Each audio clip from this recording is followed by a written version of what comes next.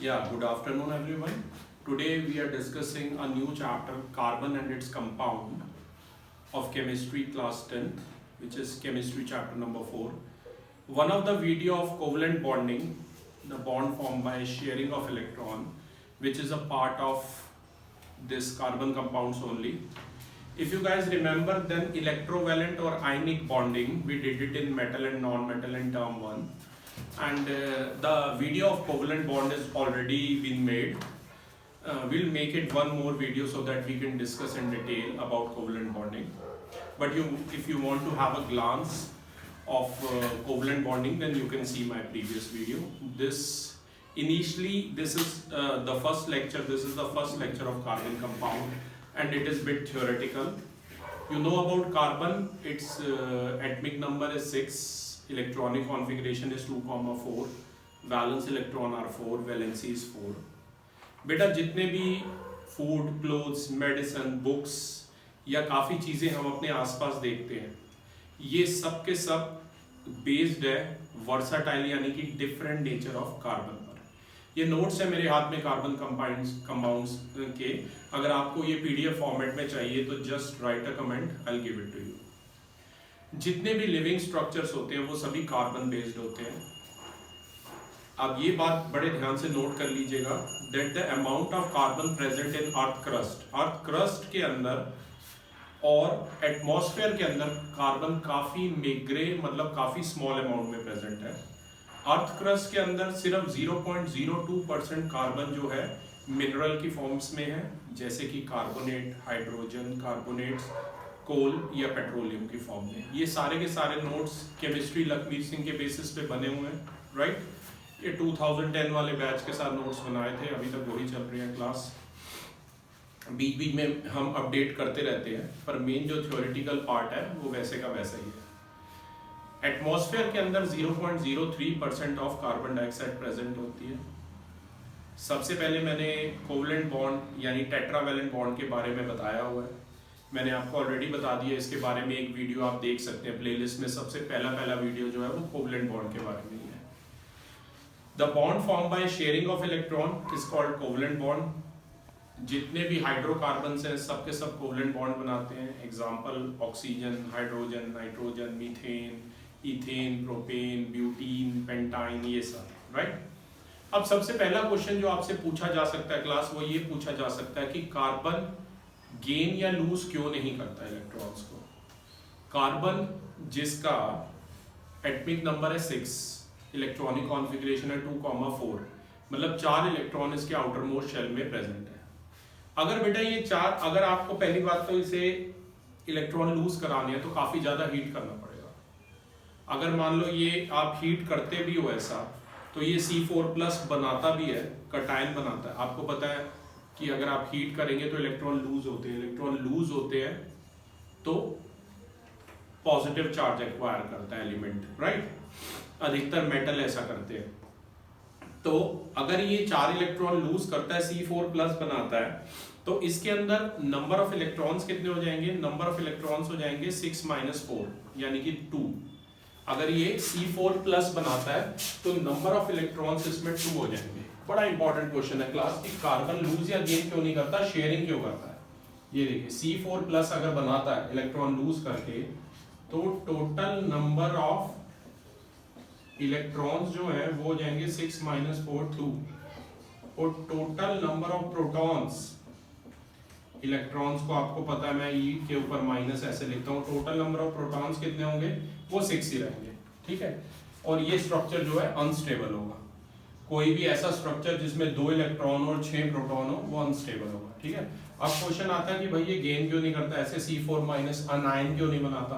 अगर ये ऐसा करता है तो टोटल नंबर ऑफ इलेक्ट्रॉन्स जो है वो 6 + 4 10 हो जाएंगे. बेटा यहाँ माइनस होता है पर यहाँ मैं प्लस लिख रहा हूँ. आई होप ये सबको मेटल नॉन मेटल से क्लियर है ये चीजें. All metals are universal donors. They lose electron, become positively charged ion called cations. All non-metals are universal acceptors. They gain electron, become negatively charged ion called anions. और total number of protons वही 6 रहेंगे. तो फिर से बेटा पहली बात तो ऐसा करने के लिए ना C4+ के लिए बहुत ज्यादा हीट करना पड़ेगा. जो पॉसिबल भी नहीं है, ये पॉइंट भी आप ऐड कर सकते हैं इसमें। और बेटा ये जो फिर 10 इलेक्ट्रॉन और 6 प्रोटॉन वाला जो स्ट्रक्चर होगा ये भी अनबैलेंस होगा। तो इसी वजह से कार्बन बेटा जी ना तो लूज करता है ना ही गेन करता है। तो जो एलिमेंट लूज गेन नहीं करेगा वो क्या करेगा, वो शेयरिंग करेगा, राइट। तो इसी वजह से कार्बन शेयरिंग करता है। अब मैं आपको आंसर जो यहाँ मैंने लिखा है वो रीड कर देता हूँ। It would gain 4 electrons, form C4 negative anion, but it would be difficult for the nucleus with 6 protons to hold on to 10 electrons. That is 4 extra electrons. Second point, it could lose 4 electrons, forms C4 positive cation, C4 positive cation, but it would require a large amount of energy. देखिए बहुत ज़्यादा amount of energy की जरूरत पड़ेगी to remove 4 electrons, leaving behind a carbon cation with 6 protons in its nucleus, holding on to just 2 electrons. अब बेटा properties की बात करते हैं, ठीक है। अगर ये क्वेश्चन आ जाए तो आप ऐसे लिख सकते हैं, प्रॉपर्टीज। आयुष आप करेक्शन कर लेना दो बार। प्रॉपर्टीज ऑफ कोवलेंट बॉन्ड की बात करें क्लास, तो कोवलेंटली बॉन्डेड मॉलिक्यूल जो होते हैं वो लगते स्ट्रॉन्ग बॉन्ड्स हैं। They are seen to have strong bonds within the molecule, but the intermolecular forces are very small. देखो लगते जैसे O2 के अंदर जो बॉन्ड है O डबल बॉन्ड हो, या नाइट्रोजन में N ट्रिपल बॉन्ड N है, ये लगता स्ट्रॉन्ग बॉन्ड है, पर इसके अंदर जो इंटरमॉलिक्यूलर फोर्सेस होती हैं वो काफी स्मॉल होती हैं। इसके अलावा मेल्टिंग और बॉइलिंग पॉइंट भी काफी लो होते हैं, क्योंकि भाई स्मॉल फोर्सेस होंगी। मैंने सुना था इसके अंदर weak van der Waals forces होती हैं, राइट। तो अगर ऐसी वीक फोर्सेस होंगी तो उसे जरा सा हीट करोगे तो वो ब्रेकअप हो जाएगा, ठीक है। ओके, तो weak van der Waals forces होती हैं। Since the electrons are shared between atoms and no charge particles are formed, such covalent bonds are poor conductor of electricity. तो आपको याद रखना है कि क्लास जो इलेक्ट्रॉन्स होते हैं वो शेयर होते हैं बिटवीन एटम्स और कोई चार्ज पार्टिकल भी फॉर्म नहीं होते हैं, इस वजह से ये पुअर कंडक्टर होते हैं इलेक्ट्रिसिटी की। अगला जो टॉपिक है, मेरे पास पीडीएफ फॉर्मेट में कार्बन कंपाउंड्स के पहले भेजे थे आपको, आप चाहे एक बार ग्रुप पे भेज सकते हैं अगर है तो। ओके, एलोट्रॉपी की बात करें, अगर कोई भी एलिमेंट बेटा एक से ज्यादा फॉर्म में एग्जिस्ट करता है तो उस प्रॉपर्टी को कहते हैं एलोट्रॉपी, और जो फॉर्म्स होती हैं उन्हें कहते हैं allotropes. I repeat, if an element exist in more than one form then this property is called allotropy and the forms are called allotropes. यहाँ पीछे गरिमा ने बहुत अच्छे डायग्राम्स बनाए हैं, आप देख सकते हैं। अभी मैं ये एक्सप्लेन करूंगा वन बाय वन, ये इसी टॉपिक से ही एसोसिएटेड है। जैसे बात करें बेटा कार्बन की, कार्बन के 3 एलोट्रॉप है। डायमंड के बारे में तो आप सबने सुना है, ठीक है, वो पहला एलोट्रॉप है कार्बन का। दूसरा है ग्रेफाइट और तीसरा है बकमिंस्टर फुलरिन। ये एक इंग्लिश आर्किटेक्ट बकमिंस्टर ने डिजाइन किया था, तो उन्हीं के नाम पर बकमिंस्टर फुलरिन है। अभी मैं तीनों की बात करूंगा, पर सबसे पहले बात करूंगा, एक क्वेश्चन आता है बड़ा इंपॉर्टेंट कि क्या कार्बन के अलावा कोई और एलिमेंट है जो एलोट्रॉपी प्रॉपर्टी शो करता है? तो आप आंसर लिखेंगे यस, उस एलिमेंट का नाम है सल्फर, राइट। क्या नाम है? सल्फर। और सल्फर जो ये सल्फर के 2 एलोट्रॉप्स होते हैं, एक होता है मोनोक्लिनिक सल्फर और एक होता है rhombic sulphur. I repeat, monoclinic sulphur and rhombic, RHOMBIC, rhombic sulphur. ये पुराने सिलेबस का क्वेश्चन है पर बड़ा इंपॉर्टेंट है, याद रखना, ठीक है। अभी फिलहाल कार्बन कंपाउंड में बहुत कुछ कट गया है, सिर्फ आधा ही चैप्टर आ रहा है, आपको पता है। मतलब इथेनॉल और इथेनोइक एसिड की जो प्रॉपर्टीज है वो सारी कट चुकी हैं, ठीक है। आधा ही चैप्टर आ रहा है, मैं एनसीईआरटी में आपको बता दूंगा कहां तक आ रहा है, पर होमोलोगस सीरीज में हम 1 बाय 1 सारी सीरीज डिजाइन करेंगे, राइट। ओके, सबसे पहले ये बात करें कि डायमंड के केस में हर जो कार्बन एटम होता है it is bonded with 4 other carbon atoms forming a rigid 3 dimensional structure. ये डायमंड का आप स्ट्रक्चर देख सकते हैं, इसमें देखो ये कार्बन का एटम है जैसा कि आप देख सकते हैं, और हर कार्बन एटम 4 और कार्बन एटम से जुड़ा है, तभी डायमंड हार्ड और स्ट्रॉन्गेस्ट होता है। पहले तो कहते थे कि डायमंड जो है स्ट्रॉन्गेस्ट है, मतलब डायमंड इतना स्ट्रॉन्ग होता है उसे कट नहीं कर सकते आयरन के किसी टूल से, उसे कट करने के लिए डायमंड के टूल्स बनाने पड़ते हैं। सूरत में इंडस्ट्री, आपको पता है, वहां पर डायमंड की कटिंग पॉलिशिंग वर्ल्ड फेमस है। पहले तो ये मानते थे 1850 से पहले कि डायमंड सिर्फ इंडिया में ही मिलता है, पर बाद में अफ्रीका में भी इसकी बहुत माइंस मिली कोल के साथ, राइट।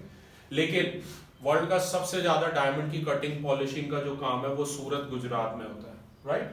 तो ये देखिए डायमंड का एक जो कार्बन है वो 4 और कार्बन एटम से जुड़ा पड़ा है। और जरा सा यहाँ पर जूम इन करके देख सकते हैं, ये डायमंड का आप स्ट्रक्चर है। आप किसी भी कार्बन एटम पे हाथ रख लो, जैसे बीच वाले पे हाथ रख लो, ये 1 2 मतलब ये 4 से जुड़ा, 1 2 ये 3 और 1 ये 4, ठीक है ना, 4 उससे जुड़ा होगा। आप कहीं भी हाथ रख के देख लो। आप बच्चे कहेंगे सर ये तो अकेला, नहीं ऐसा नहीं है, ये स्ट्रक्चर एक्चुअली फैला हुआ है, पर हमने जस्ट अब यहाँ पर हम 2D में काम कर रहे हैं, 2 डायमेंशनल में, तो हम इतना आपको नहीं दिखा सकते, पर ये भी कार्बन 4 ओर से जुड़ा पड़ा आगे, ठीक है। तो ये स्ट्रक्चर ऐसे, तो ये ध्यान रखना कि काफी स्ट्रॉन्ग बॉन्ड होता है कार्बन के एटम्स के बीच में जब डायमंड की बात करेंगे, ठीक है क्लास। तो अब डायमंड के बारे में मैंने बताया कि हर कार्बन एटम जो है it is bonded to 4 other carbon atoms forming a rigid 3D structure. जैसा कि आपने देखा, आप चाहे तो लखमीर सिंह में पेज नंबर, अगर आपके पास लखमीर सिंह है पेज नंबर 201 पर ये डायमंड का स्ट्रक्चर, और अभी मैं ग्रेफाइट के स्ट्रक्चर की भी बात करूंगा और ये भी बताऊंगा कि डायमंड इतना हार्ड क्यों है और ग्रेफाइट ऐसा क्यों नहीं है, जबकि दोनों ही कार्बन के एलोट्रॉप है, राइट। इसके बारे में भी बात करूंगा। In case of graphite each carbon atom is bonded to other carbon atom in the same plane giving a hexagonal अरे।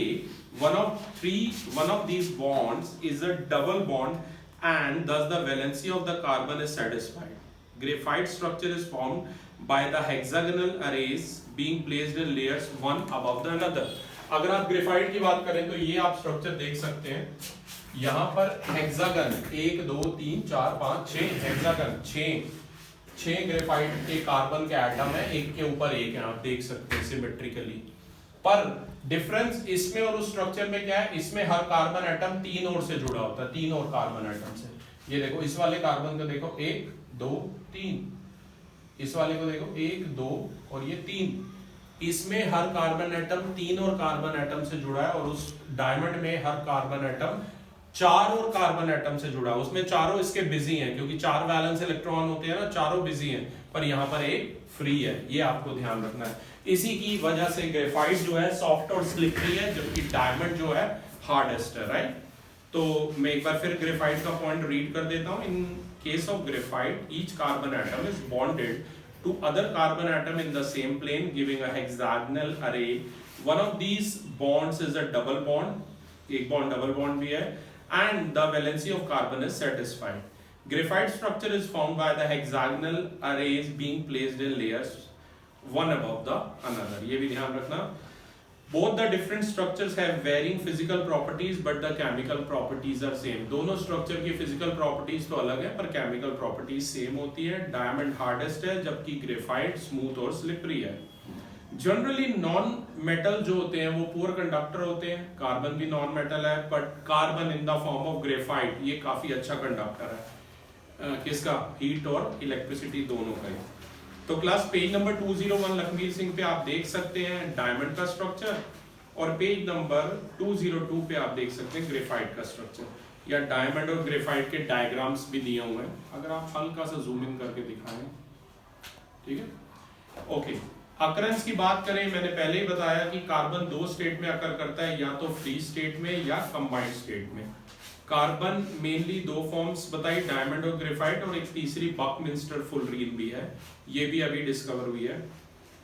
आपको ये ध्यान रखना है क्लास कि small amount of carbon occurs as free element in the earth crust. अधिकतर जो carbon होता है वो कंबाइंड स्टेट में ही हमें मिलता है। कंबाइंड स्टेट की बात करें तो वो कार्बन डाइऑक्साइड की फॉर्म में एयर में, कार्बोनेट्स की फॉर्म में, जैसे कि लाइमस्टोन, ये लाइमस्टोन नीचे जिसपे हम बैठे हैं ये लाइमस्टोन है, कैल्शियम कार्बोनेट, राइट। मार्बल और चौक में, fossil fuels like coal, petroleum and natural gas में, और ऑर्गेनिक कंपाउंड जैसे कि कार्बोहाइड्रेट्स, फैट्स और प्रोटीन्स में, और वुड, कॉटन और वूल इन सब में मिलता है, ठीक है क्लास। तो ये थी डायमंड। अब जरा मैं यूजेस आपको डायमंड के पढ़ देता हूँ। डायमंड काफी हार्ड सब्सटेंस है, it is the right material for cutting and grinding other hard material and for drilling holes in the earth's rocky layers. The diamond are used in cutting instrument, याद रखना। cutting instrument like glass cutter, saw for cutting marble and rock drilling equipment. पत्थरों में जो छेद drilling करते हैं उन equipment में भी यूज होता है. Diamond dyes are used for drawing thin wires like the tungsten filament of an electric bulb, and all these uses of diamond are because of its great hardness. Diamonds are used for making jewelry, ये तो सभी को पता ही है, ठीक है ना. सोने आभूषण बनते हैं, सोने के बीच में डायमंड लग जाता है. एक बड़ा फेमस डायमंड है अमेरिकन डायमंड जर्कन, जो कि कंपैरेटिवली चीप है, ठीक है. पर अब उसका रेट मुझे ध्यान नहीं, पर उसका रेट तो आपको गोल्ड स्मिथ ही अच्छा बता पाएगा, जो क्योंकि इसके रेट फ्लक्चुएट होते रहते हैं गोल्ड के साथ साथ, ठीक है. पर गोल्ड के अंदर डायमंड फिक्स हो जाता है, राइट. वैसे डायमंड एक पत्थर ही है, इसकी रीसेल वैल्यू मुझे नहीं लगता होगी कुछ ज्यादा, ठीक है ना. लेकिन फिर भी ज्वेलरी के अंदर होता है यूज, तो काफी फेमस है, ठीक है. सबसे बड़ा जो डायमंड था कोहिनूर, आपको पता होगा, वो भी इंडिया से ही मिला था, राइट, ब्रिटिशर्स के टाइम में. अभी भी आधा तो चोरी हो गया था, पर आधा मैंने सुना है जो उनकी क्वीन है उसके जो क्राउन है उसमें लगा हुआ अभी भी, ठीक है. इसके पीछे भी बड़ी प्यारी कहानी है. जिसको मिला था ना 1 साल तक, क्योंकि पत्थर की तरह होता है, अगर आपको मिलेगा ना डायमंड कोल माइन से, आप कहोगे क्या है पत्थर सा बेकार सा, आप शायद इसे छुओ भी ना. जैसे स्टोन्स पड़े होते हैं कितने धरती पे, हम कोई रख के जेब में थोड़ा ना रख लेते हैं, ठीक है. तो 1 साल तक उसके बच्चे उससे खेलते रहते हैं ऐसे ही. फिर वो जो लेबर था वो उसने अपना प्रोफेशन चेंज किया. जब वो गुजरात जाके उसने काम किया तब उसे पता लगा अरे ये तो डायमंड है. फिर उसकी कटिंग पॉलिशिंग की, ऐसे इसकी कहानी है कोहिनूर की, ठीक है.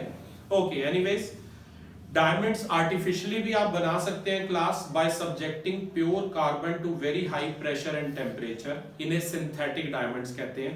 सिंथेटिक डायमंड छोटे होते हैं but they are otherwise distinguishable from natural diamond. आपको नेचुरल डायमंड दे दूं और सिंथेटिक दे दूं तो आप फर्क नहीं पता, आम आदमी नहीं बता पाएगा.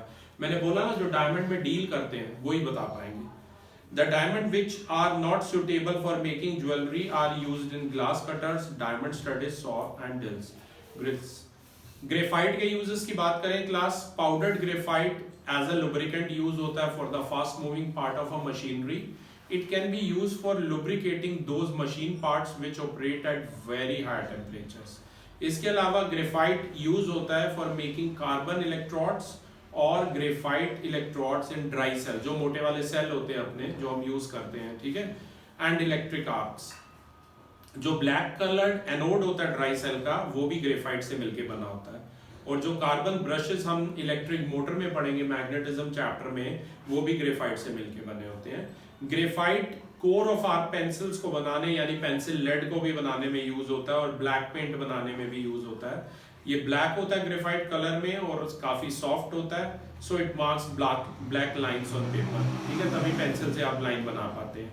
ग्रेफाइट की इसी प्रॉपर्टी की वजह से ही हम ब्लैक कोर्स बना सकते हैं अपनी पेंसिल्स की, जिन्हें पेंसिल लेड्स कहते हैं.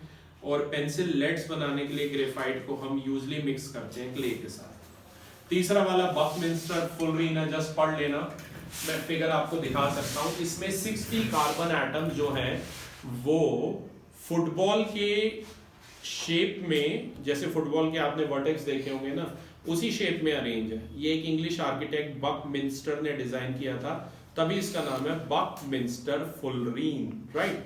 60 कार्बन एटम जो है आपके कैसे अरेंज है, वो फुटबॉल के जैसे वर्टेक्स होते हैं ऊपर, उसकी फॉर्म में अरेंज है. बकमिंस्टर फुलरीन की भी बात करें, वो एक डार्क सॉलिड होता है रूम टेम्परेचर पे. ये बाकी दोनों एलोट्रॉप्स डायमंड और ग्रेफाइट से डिफर करता है. In fact diamond and graphite are giant molecules which consist of an unending network of carbon atoms, but minster fullerene is a very small molecule. It is made up of only 60 carbon atom. Just like diamond and graphite, Buckminster fullerene also burn on heating to form CO2. तीनों को जला दो मिलेगा सिर्फ CO2. C+O2 gives CO2, आपको पता ही है.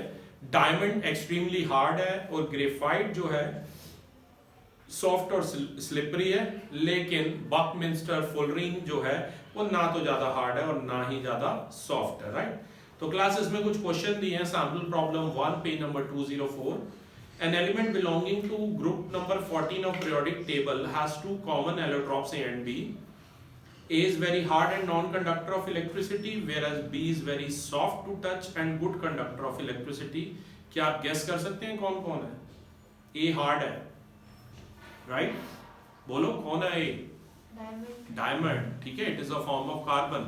भाई ग्रुप नंबर 14 में अभी आप अगला चैप्टर जो पढ़ेंगे ये ग्रुप वगैरह आप सीख जाएंगे सब, ठीक है ना। कार्बन है ये, और कार्बन के 2 इलेक्ट्रॉन्स हैं। पहला ए जो है वो डायमंड है क्योंकि वो हार्ड है और पुअर कंडक्टर भी है इलेक्ट्रिसिटी का, और बी जो है वो ग्रेफाइट है और वो सॉफ्ट और स्लिपरी है और गुड कंडक्टर है इलेक्ट्रिसिटी का। Sample problem number 2 says a boy sharpens a pencil at both the ends and then uses its back end to complete an electric circuit. Will the current flow through the electric circuit? Give reason for your answer. Name the black substance of the pencil. बोलो कौन है black substance? Graphite. Very right. और current भी flow कर जाएगा क्योंकि graphite is a good conductor of electricity. Answer read कर देता हूँ. Yes, the current will flow through the electric circuit. This is because the black substance of a pencil is graphite, and being a good conductor of electricity, the graphite core of pencil allows the electric current to flow through it. Sample problem number 3 की बात करते हैं. A piece of black electrode used in dry cell on strong heating in air gives a colorless gas which turned lime water milky. कौन सी gas होगी? CO2. Very right. CO2. Lime water हो गया calcium oxide, calcium hydroxide, lime water. CaOH whole twice plus CO2 gives CaCO3 plus H2. Limestone बनाएगा. What was the material of that electrode? जो graphite use हो रहा है electrode बनाने में, तो piece of black electrode used in dry cell is made up of graphite, जो कि किसका अलॉय है बेटा? कार्बन का अलॉय है. It is confirmed by the fact that the piece of electrode on strong heating in the air gives a colorless CO2. Colourless gas मिल रही है जो CO2 है, जो लाइम वाटर को मिल्की करेगी. रिएक्शन फिर से बोल देता हूँ. Ca bracket OH whole twice plus CO2 gives CaCO3 plus H2O. Right class, अब एक बड़ा इंपॉर्टेंट क्वेश्चन आता है कि ये डिफरेंट नेचर क्यों है कार्बन का. राइट, डिफरेंट नेचर क्या है? देखो ये इतना यूनिक क्यों है कार्बन. देखो काफी सारे कार्बन के कंपाउंड के फॉर्मूले अभी तक केमिस्ट को नोन है. लगभग 13 लाख फॉर्मूले नोन है कार्बन के, ठीक है ना. हर चीज में कार्बन है. 2 प्रॉपर्टी होती है कार्बन की, एक होती है कैटनेशन, एक होती है टेट्रावेलेंसी. अब इन 2 प्रॉपर्टीज की वजह से ही ये काफी यूनिक है. कैटनेशन का क्या मतलब है? देखो कार्बन के अलावा भी एक एलिमेंट ऐसा है जो ये प्रॉपर्टी शो करता है, पर कार्बन जितनी कोई नहीं शो करता. कैटनेशन का मतलब क्या है, जरा यहां करना. कार्बन है ना, ऐसे आपस में ज्वाइन कर सकता है, ऐसे लगातार ज्वाइन कर सकता है. 50, 30, ठीक है ना, 10 तक तो मैं तुम्हें पढ़ाऊंगा ही, ठीक है. ये ऐसे कार्बन आपस में स्ट्रेट चेन बना सकता है, ब्रांच चेन बना सकता है, ठीक है. ऐसे ब्रांच चेन का मतलब ये है, ये स्ट्रेट चेन है ऊपर वाली, ये ब्रांच चेन है, ठीक है ना. ऐसे मतलब, और रिंग्स की फॉर्म में भी कार्बन ऐसे ज्वाइन हो सकता है. तो यही प्रॉपर्टी जो है कार्बन को औरों से अलग बनाती है. समझ रहे हो? यही प्रॉपर्टी कार्बन को औरों से अलग बनाती है. ऐसे हेक्सेन, हेप्टेन, मतलब मेरा कहने का मतलब है स्ट्रेट भी ज्वाइन हो सकता है, ब्रांच भी ज्वाइन हो सकता है, और सर्कल की फॉर्म में भी ज्वाइन हो सकता है. तो यही प्रॉपर्टी को कहते हैं हम कैटनेशन. वैसे कैटनेशन में मेनली हम ये कहते हैं कि carbon can join together and form long chains. उसमें हम ये डिफरेंशिएट नहीं करते कि स्ट्रेट है या ब्रांच है या सर्कल की फॉर्म में साइक्लिक है, ठीक है. ये तो पहली प्रॉपर्टी है कार्बन की, ठीक है ना. मैं बात करूं पहली है कैटनेशन. ये जो the self linkage property of carbon atom to join together and form long chain is called catenation. और दूसरी जो प्रॉपर्टी है वो है टेट्रावेलेंसी. टेट्रावेलेंसी का मतलब है इसकी 4 वैलेंसी है. ये अपने साथ है ना 4 मोनोवैलेंट. मोनोवैलेंट का मतलब है जिसकी वैलेंसी 1 हो, जैसे हाइड्रोजन की वैलेंसी 1 है, तो कार्बन अपने साथ 4 मोनोवैलेंट एटम्स को अटैच कर सकता है. तभी जो सबसे यंगेस्ट मेंबर है इस हाइड्रोकार्बन फैमिली का वो है CH4. इसका नाम है मीथेन. ये गैस है, राइट, और ये कंबस्टिबल गैस है. जैसे LPG एक गैस है, वैसे मीथेन को भी हम यूज कर सकते हैं, ठीक है, पर ये मार्शी एरियाज में मिलती है. तो क्लास यही 2 प्रॉपर्टी हैं जो कार्बन को यूनिक बनाती है. पहली है कैटनेशन और दूसरी है टेट्रावेलेंसी, ठीक है. अच्छा, और सिलिकॉन भी ऐसी प्रॉपर्टी शो करता है, पर वो अप टू 7 to 8 एटम्स ही शो करता है, जबकि कार्बन के 30-40 भी ऐसे अटैच हो जाते हैं. Bonds that forms carbon with most other elements are very strong, making these compound exceptionally stable. Carbon is small in size. This enables the nucleus to hold onto the shared pairs of electrons strongly, the bonds formed by elements having larger atoms are much weaker. तो class ये था हमारा lecture 1 जिसमें हमने carbon इतना important क्यों है इसके बारे में बात की। जो सेकंड लेक्चर है वो कोवलेंट बॉन्डिंग के बारे में है और वो ऑलरेडी हुआ पड़ा है, पर उससे पहले मैं आपको एल्कीन और एल्काइन का स्ट्रक्चर यहाँ बोर्ड पर बनवाऊंगा, क्योंकि वो स्ट्रक्चर बने पहले हम सीखेंगे, उसके बाद कोवलेंट बॉन्डिंग के बारे में बात करेंगे। Thank you.